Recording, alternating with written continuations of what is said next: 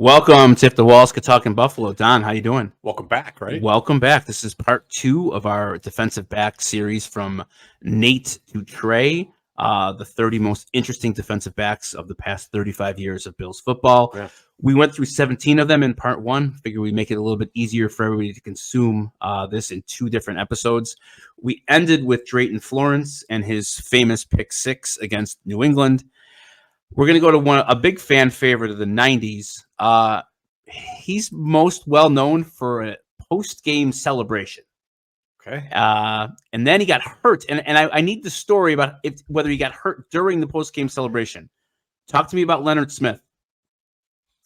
Oh. The golf cart on the field after the second AFC Championship game. Yeah. Hand in the air.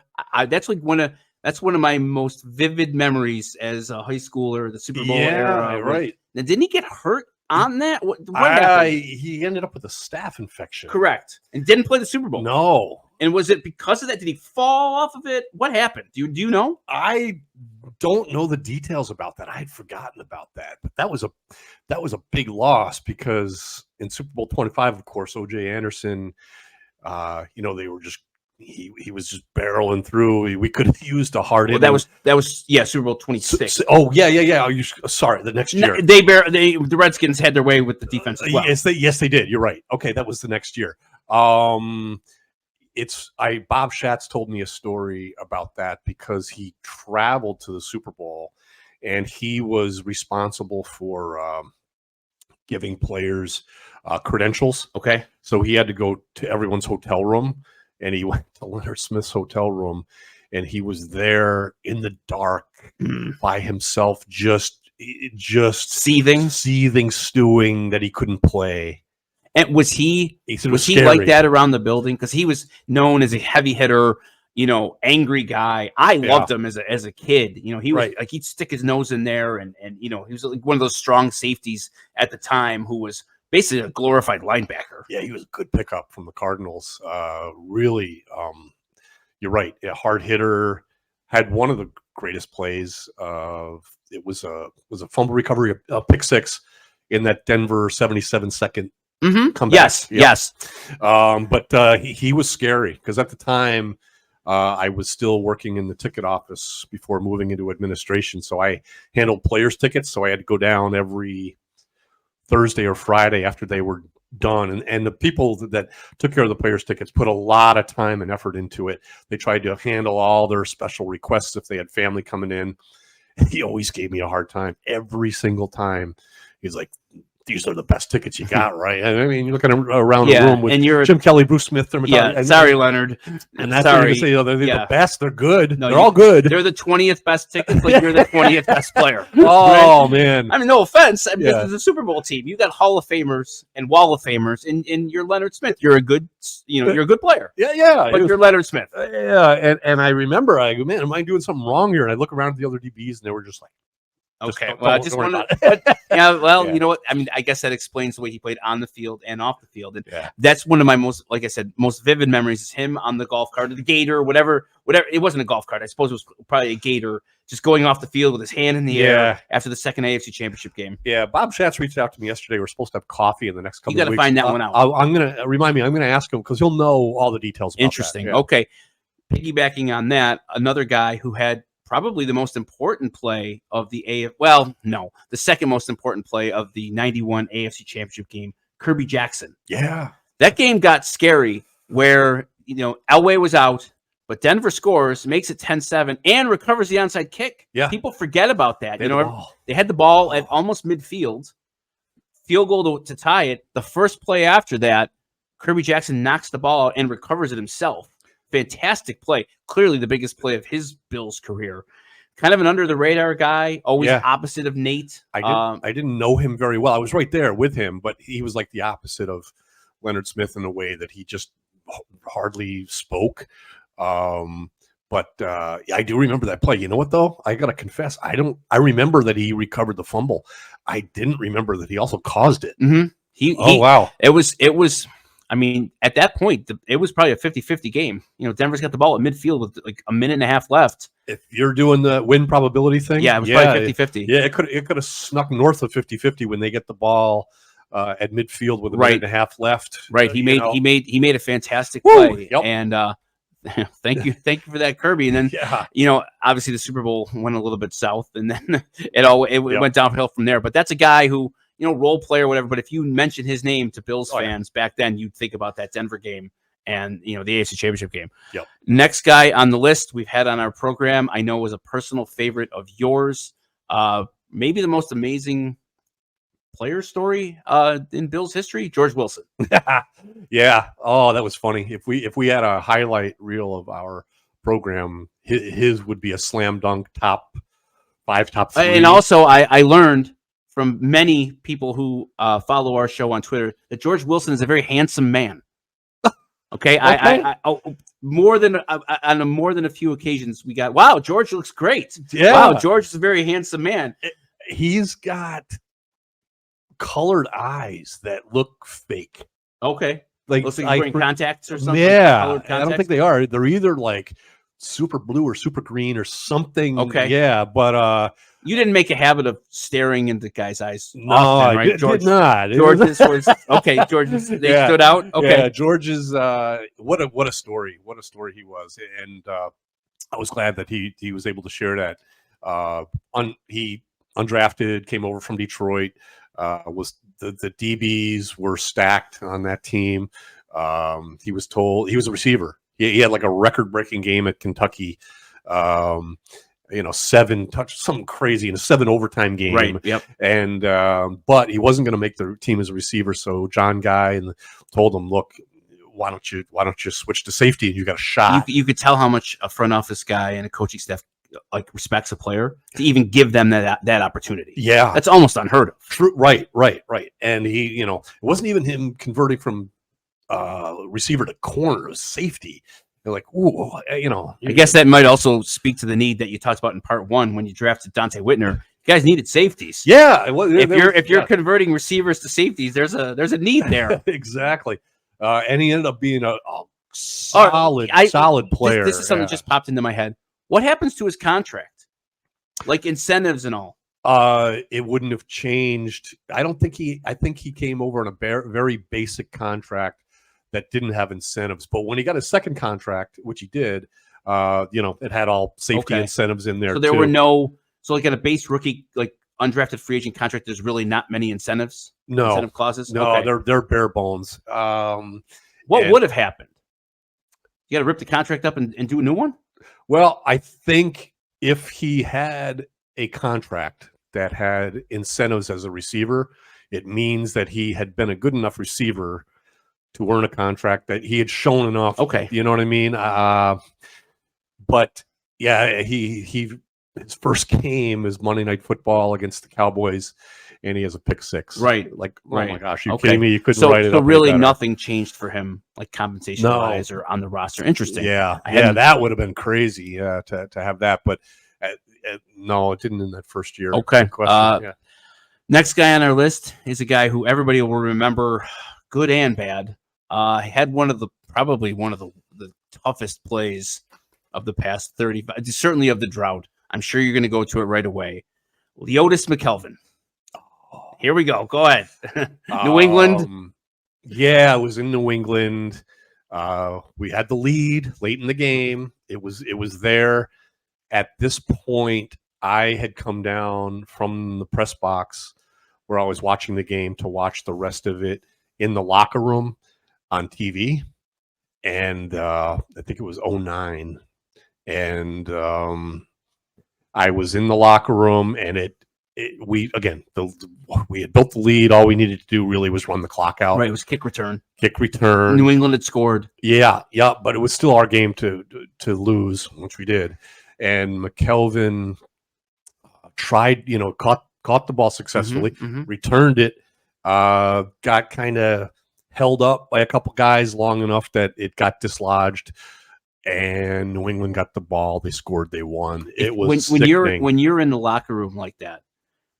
Is the TV behind? Could you hear the crowd? Well, there's like a delay. Right. Like 3 second so delay. So can you hear the crowd in the locker room? Yep. Did you know something you had to have known, right? Because then there's the delay for the TV, and if you're in the locker room, you can hear the crowd. You are so right, Josh. It was horrible because the stadium just exploded, right, in a way that that, oh God, this is not like a touchback. And what I'm seeing is he still got the ball. Like what are they? What did the? What's it, about 5 second delay? Yeah, 3 to 5. And what was worse was terrible. Is obviously he felt terrible. I don't know what he should have done. I mean, in hindsight, you could say just go down, let the ball go out of the end zone. I don't remember if he brought it out of the end zone or not. We could go to the videotape and see. For some reason in my head, just don't fumble. It's like he caught it at the 2. Yeah, whatever. Yeah. What a terrible feeling for you. Oh my gosh, it was. And at that point, the only other people that are in the locker room are like 2 equipment guys, usually 1 trainer, because inevitably there's always 3 or 4 guys that need treatment. Mm-hmm. So those guys are iced up watching the game, obviously intently. And we all, I forget if it was like Chris Kelsey or someone in there. I remember a player just lost his mind. Are you kidding me? Yeah. Like, they just lost it. And it was Monday Night Football, right? Right. Yeah, the opener, I think. What was terrible, fans might remember this, is that some jerk, I don't know, teenagers, 20, they took their vehicle. They knew where McKelvin lived, and they just tore up his yard. Oh wow, I didn't. Yeah, with a car. Yeah, they drove a car all over his yard. Wow. and wrecked it. Really? Yeah, it was ugly. It was sure. Yeah, sure. Any other memories of Leotis? He struggled in his first interviews. Our public relations department thought, "Oh, we got to work with him on his interviews." I want to say, got nervous. Okay, and it manifested in speech where it just, I'll be kind, it just didn't flow. Sure. And they ended up working with him during the season, and it improved to the point where what would they do? Would they have like a mock press conference? Like, would they put him in the media room, like when nobody's around, and like how do they work with guys? Yeah, I don't really know. They did it in private, but we were aware that it was happening. Did you guys know that, like, when he was drafted? I don't think so. Okay, because it's not a deal breaker, right. But it is a thing, especially if you're going to be, a high profile guy, and he clearly had to answer questions after that game and after that play. And if you're not a good public speaker to begin with, that's a shitty position to be put in. Yeah, and you know what? Here we go again, first round pick. But I don't know what his interceptions numbers were, but he was a real contributor. And I think maybe the biggest surprise was that what a good return guy he was. I think he had a bad injury and he came back and he returned at least a couple of punts or kickoffs for touchdowns. Were there incentives for returns? Yeah. Like for a guy like him, was that for every player? Like no. On the deep? No, just like specific, like to him. If it was someone who had been returning in the league before, there would be incentives in there for, one or more, $50,000 or $100,000 for one or more. Wow. So an incentive like that, it's like literally one play. Yeah. Whereas, if you get 80 catches in a year, that's a compilation of the year. But if he breaks one for a touchdown, it's $50,000. Yeah. Like you're getting paid for one play. Sure. That's unique, right? Yep. There probably aren't too many contract clauses or incentives for like getting one of something. Right. Sometimes it's for picks. It's like 3. Sure. But one. Because clearly like kick return, punt return is one or more. Like it would have to be, I don't know if one achieves it. It could be written however the team more than one. More than one okay. would be interesting. Yeah. Okay. All right. Another first round pick. Still active player, playing for the Cowboys now. A guy who I think, I don't know. The jury's out on whether he's like their most successful first round pick as a DB. Stephon Gilmore. Oh yeah. Yeah. Wow. How did I forget about Stephon Gilmore? He probably was. He was not just Pro Bowl. He was all pro. What was it? Were you there when he left? Yeah. What I was happened? Still there. Did he just want more money than the Bills were prepared to give? Yep, it was just one of those things where, the team thought the team wanted to keep him, for sure. We wanted to have him stay, but he had a really nice, season, of course, in his contract year. Want to say he was a league leader in interceptions, even if he wasn't. I don't know how many interceptions he had, but he was just a shadow. He was tough. He was always covering the team's number one. What happens? Do you know quickly that a guy's not coming back? Did you know with a guy like him, like, hey, he's going to take top money and he's gone? It a lot of times it depends on who the GM is and how determined they are to keep him, possibly overpay. But yeah, they're a guy like that. After he has a couple seasons like that, that there's going to be a big play for him by other teams, and it turned out a good move for him, And I didn't realize he's still with the Cowboys. Yeah. He was with the Colts, and now he's in Dallas. He played Sunday afternoon. Okay, all right, like a good career. I don't know whether it's a Hall of Fame career. Probably not. Yeah. But it's you can at least have probably a conversation about it. Yep. Yeah. It wouldn't be crazy to consider him as possible. I remember he had a smooth voice, like an FM DJ that talks, Interesting. at like 2 a.m. is okay. Hey, all you out there. Okay. I got like real low. Okay. Interesting. Yeah. It's amazing how many of these first round guys don't get a second contract for whatever reason, either poor play or in Stefan's case, great play. He earned it. Yeah, where he priced himself out of being here. It's amazing. There's so few that got second contracts here. You can make the case for him being one of the best corners the team's ever had. Right. All right. Next on our list, another return guy, probably best known for a play in New Orleans, Terrence McGee. Yeah, Terrence was a baller. And that ridiculous kick return at the end of the half that he ends up getting tackled at the 2. Oh, yeah. It was no time on the clock. And Terrence definitely had incentives. Oh, yeah. Now you saying that, that might have cost him 50 or 100 grand. As lost. Yeah, it could have. Yeah. And it would have. It was in New Orleans. That's right. He zigzagged his way around the field. He was one of the best players in the drought era, I think. Was he? It's funny because I didn't follow the team all that closely. I was surprised at how high on this list he was. Yep. What was he? What was he like? He was a combination, kind of like Gilmore, but Gilmore probably had 5 inches of height on him, but he tackled almost like Winfield. He was built real small, real powerful. It's funny, he kind of had that same voice as Stephon Gilmore. He was real quiet. He easily always covered the team's number one. He had a few kickoff returns. Do you remember why he left? Touchdowns. I don't really remember why Terrence ended up leaving. He played. I want to say he played a good 7 years or something. Yeah, he played for a while. Right. Interesting. Yeah, okay. Yeah. Another one of those guys where good player, good returner. Yep. But just on the wrong teams. Yeah. Right. No, he might be their best. Was he their best kick returner? I would say so. Yeah. McKelvin ended up having one really good year at that. Terrence McGee was dangerous. Yeah, but he did it. I remember it was a Christmas Day game against the Bengals, and he almost single-handedly had a pick return and a kickoff return in the same game. Interesting.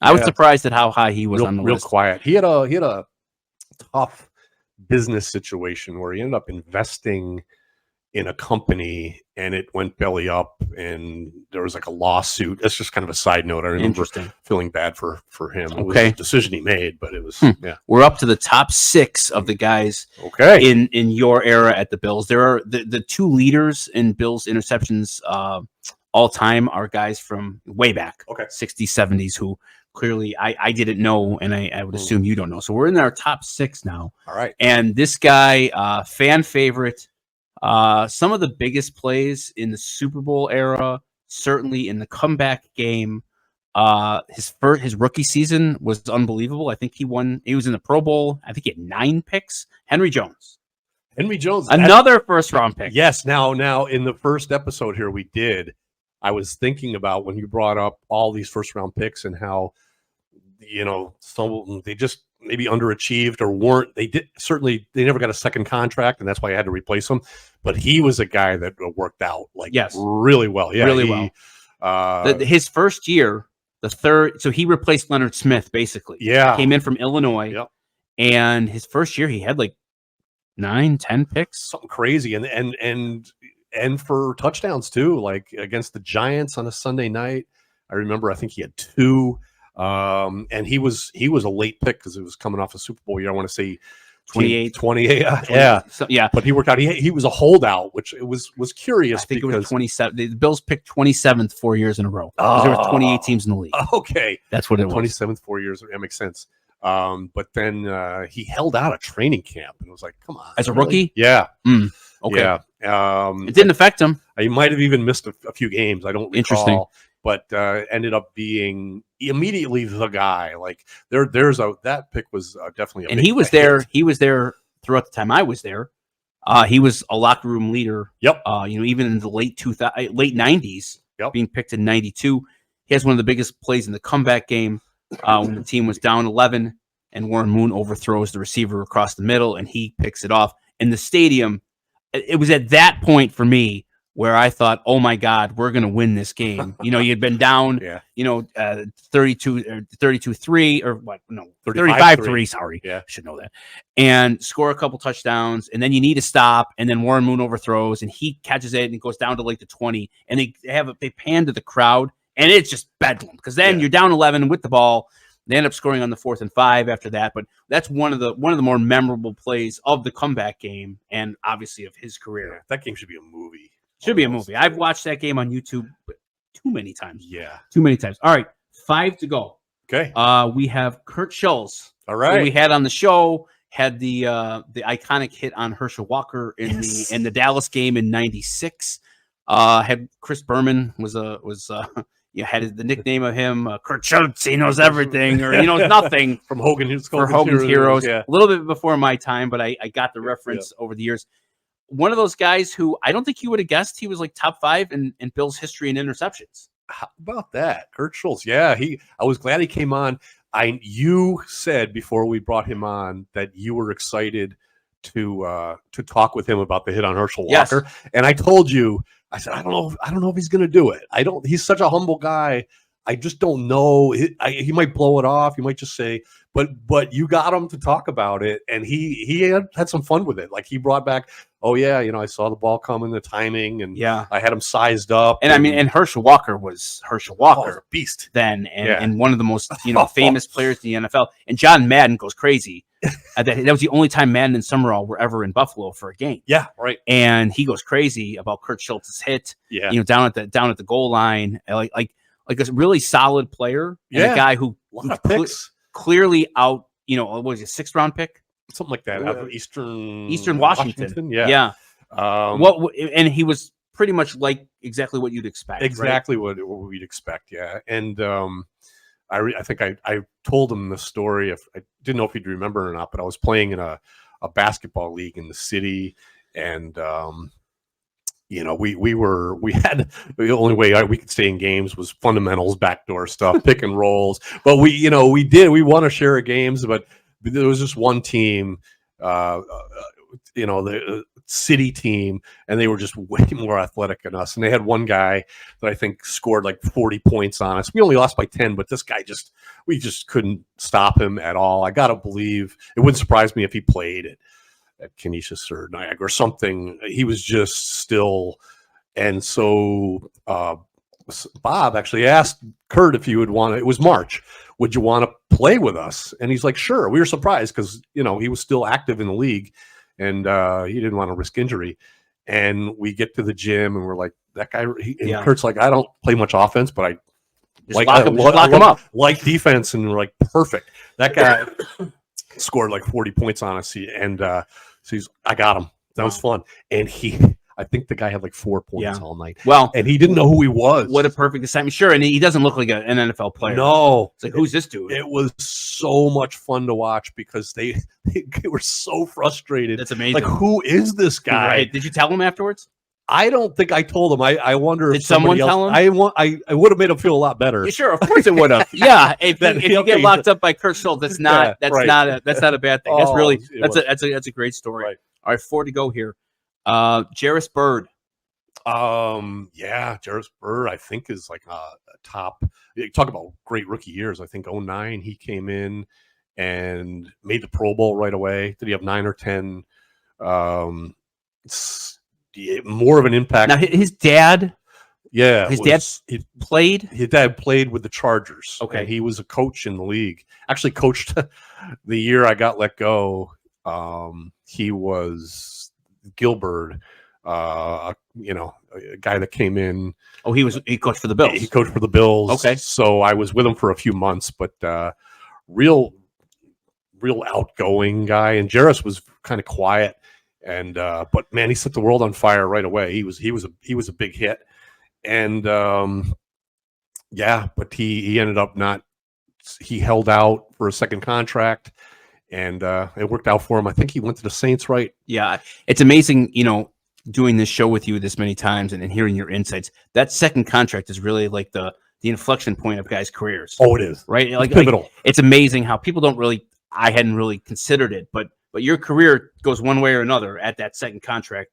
4-year mark. That's right. Yep. I mean, the money made, the average person would look at the salaries made of a basic rookie contract and think, oh my gosh, in the third year he might make. But it's not going to get you through the rest of your life if you play 4 years at a base rookie contract. It's not, and it puts you in the tax bracket that the government takes almost half of it. Sure. So most of these, so a guy like Jarris Byrd, what was like a 5th round pick, 6th round pick? Right? Oh, second round pick. Okay. Yeah. So after 4 years, if he was. Do you think he's got $1 million in the bank? Is that fair? He would have, if he should have, okay. And especially having a father in the league that would have helped them manage that money. That's great money, but it's you're 20. What is he? 26 at the end of it, right? And 25, yeah. So you better have a plan for whether it's a second contract or an education. Like that's not that might not get you to 75. Yeah, when I was negotiating rookie contracts. They started me off with a 7th rounder. It was Mario Hagan. And then I did 6. I did Keith Ellison. I did some other guys. And then the highest contract I ever negotiated was Jarris Byrd's contract. Okay. Yeah. And it was with his agent was Eugene Parker, who was a big time agent. And by that time, that was like my 3rd or 4th year doing it. I felt a little more comfortable, but he was the highest profile agent I'd ever worked with. And did you talk directly to the agent? Yeah, yeah, and he almost held out, and I was so happy when we finally got him under contract. It was 4 incentives that we worked in, and then Eugene Parker passed away a few years ago. But did Jarris know that you were directing? Okay, yeah, did he give you like a Tim Hortons gift card or anything? No, we gave him a big old check. But when he held, so I got to know Jarris pretty well. I felt pride in that. Even though it was just assigned to me, it happened to be. But when Jarris held out for a second contract with the Bills or a renegotiation, I don't know if he had missed a game or not. He missed all of camp. I might have skipped a game. I don't remember. But I was at the airport handling travel, and when he showed up, it was the first time I'd seen him in months, or even since the previous year. And I was real happy to see him, like genuinely happy, like, hey man, a high five, and he was happy to see me. I didn't realize it was a bad look for me because I got the stare from the other people that were still really, really mad at him. So you were that security guard on the bus. Yes, exactly. So the guy who you always rip for not reading the room. Yeah. After that loss. Well, exactly. Okay. I'm like, yeah, Jarris, how you doing, man? Great to see you. I'm happy. And people are like, hey, this guy caused me all sorts of heartburn and sure. And we're in the hangar, and I looked around, and I was like the only one that greeted him. Like, oh boy. Yeah. Oh yeah. I mean, I can see it from your point of view, but then obviously there's some hard feelings and some. Oh yeah. It was icy. Okay. Well. Yeah. So you were that I was- part-time security guard You there. could say I misread the room. I All right. don't know. All right. Number 3. There's one drought era guy who we haven't talked about yet. Ohio State corner again. Come on, you should know who this is. He's number 3 on the interception list here for your time at the team. Nate Clements. Oh yeah, Nate Clements. Another like so many of these. How would you assess him? You were I there? was not there. No, Oh, you he were not. came Okay. in right after I left. Oh, okay. Early drought era. Yeah. Tom Donahoe, first round pick. Yep. I mean, my God, there's like 10 of them. Yeah, but It's incredible how many. he was a good player. He was a hit, I would say. Yeah, I would agree. I mean, third on this list. So clearly, Wow. he had a long career. Yeah. But those defenses, I mean, the first 01 and 02 were terrible, and then 03, 04 was fantastic, like we talked about. Couldn't believe that. So I mean, now he stuck around, or did he leave? He signed a second contract. Here we go again. A good one. To the point where I think it was 06. We were playing in Houston. It was the famous Lee Evans 2-touchdown game, and Nate had some connections in Houston to the point where he bought food for the whole team. We would have had food anyway, but he bought some really special kind of Southern gumbo, like For the plane ride home? For the plane ride home. You said this, and the guy spilled it all over himself. So there was a buffet set up in one of the corridors of the plane where you go and get your own food and bring it back to your seat. But this one overzealous flight attendant thought it was going too slowly. So he started making plates for people, and it was hot, hot. Sure. And he tripped and Disaster. it went all down unknowingly. It was one of the Mazuriks, hit him in the back of it. I saw the whole thing steaming hot. What hit him in the back, went all the way down his shirt and everything. What a horrible. strong choice of meal on a plane ride home from Houston to Buffalo. Just gumbo in general. Like, it's not easy to eat. It's hot. It could go right through you. It could go right through you. Yeah, right. Like, that's an interesting choice of meal. I'm surprised it got like approved. Me too, but there was something to it because the day before, that was a big weekend. The night before was the Michigan Ohio State game. And we watched, I think I've told you this, we watched this in a room. And Nate went to Ohio State. The room was packed, and he and Anthony Thomas were going at it. And we had another Ohio State player on the team. I can't remember who it was, but it was Nate and Anthony Thomas. But so we had that happen, and I don't know if it's because it had anything to do with that whatsoever. Probably irrelevant of it, but it was an eventful weekend. It was a win. Peerless Price had and that's the famous game where my dad got angry at Buffalo Wild Wings because they didn't have Notre Dame Navy. Oh, that's right. It's the same game. It was 1-2, Michigan Ohio State. That's right. That's yeah, funny. Lots to talk about it. We got 2 more to go. He also had a hit. You look on YouTube. Clements hit Tom Brady.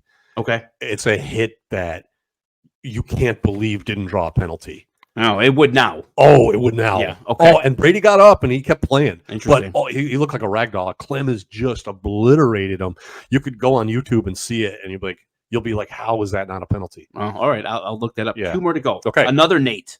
Number 2, the namesake for our show here from Nate Odoms to Tre White. A guy who made a lot of big plays. Yes, he did. A lot of big plays. I think he was underrated on the Super Bowl teams. Agreed. Like, he got kind of lost in the shuffle of all the Hall of Famers and big personalities. I guess I want to ask you, what was he like as a guy around the building? Because there's so many big personalities on that team. He was loose. He was funny. He had no filter. He was cocky and arrogant, but you loved him. Okay, sure. And the play that epitomizes that for me is he makes the interception in the comeback game in overtime.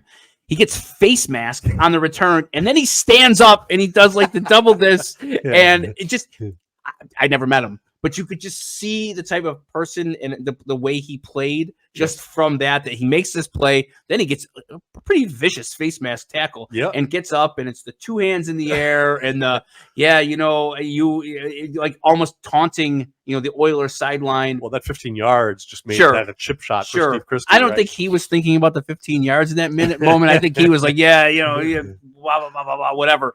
So, but he was an integral part of that. He was of that defense and that team. He was the antithesis of, like we talked about, the quiet guys like Phil Hansen, Phil Hansen. He was this guy. You hear the term hot dog, in a way that just joking around. He didn't care. He would sing all the time. Okay. In the building. Interesting. And you need a couple guys like that. You can't have too many of them, but you need a couple. Yeah, he would give the impression around that like he didn't take any of it seriously, but obviously he did. Right. He left to go to Seattle, one of the first free agents. Yeah. That hurt the defense. It did. It really did. He was one of the first guys to leave by like that Plan B free agency back in the day. Yeah, and it was sad because I think he went to Seattle and tore his ACL in a basketball game. Yeah, and then and it was almost like, okay, as bad as we miss him, you wanted him to play well because you liked him, and then it's over. But he had another real famous play in the night game against the Raiders where Steve Tasker had the blocked punt. Right. He took the ball away from Willie Gault on the sideline. And I don't know whether it was an interception or a fumble. You remember? I was just going to ask you how they ruled it. I don't remember. He took the ball away. Yeah. That was the first game I was ever at as a fan. But that was a Sunday night game. And he just like ripped the ball out and ran it all the way back for a touchdown. Yeah. Yeah. Weird play. I would love to. Yeah. You described it perfectly. I would love to know how. I think it was a fumble.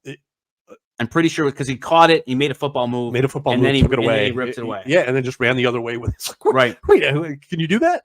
All right, number one.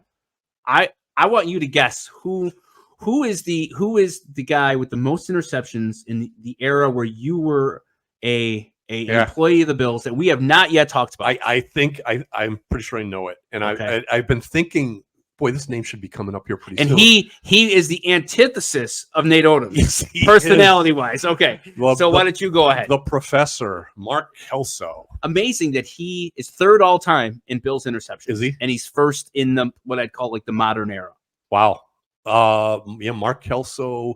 You look at him, and Mark Kelso is who he looks like he would be. Okay. Who looked more like a football player, Mark Kelso or Jim Leonard? Kelso had some height on Leonard. Like Leonard was shorter, but again, he looked like a gymnast kind of guy. Mark Kelso, though, was definitely one of those guys that you wouldn't think was a football player easily. But man, he must be. It would be amazing to watch what it would be like to watch film with Mark Kelso. Sure. You know? He clearly was able to dissect and to understand things to the point where, would you call him like, this is probably an insult, like limited athletically? I think that would be fair. I think he'd probably even admit that. But talk about being at the right place at the right time. I would say, all due respect to Kurt Schultz, Kurt Schultz was a poor man's Mark Kelso, a bigger hitter and a lot of interceptions, but Kelso just always was around the ball, and he was surprisingly a good hitter too. And I think most of it was just technique, sure, and knowing. And now anybody who's old enough to remember, there's also another famous thing about Mark Kelso, right? After his concussion, his kazoo helmet. I think it was more than one concussion. Okay. I think they put on. They allowed him to continue to play in the NFL conditionally as long as they put, was it foam or styrofoam? He looked like kazoo. And it looked like a helmet and a half. Yes, yeah, and that was always the famous thing with him. Yeah, playing, but a great career. Yeah, an amazing career, and then obviously he still was connected to the team for a long time with the radio broadcasts and all, and just seems like a pretty genuine, nice guy. Yeah.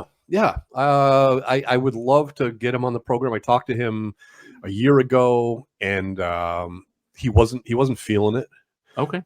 For reasons that I don't know, but I don't want to go down this path. I guess the essence of it was that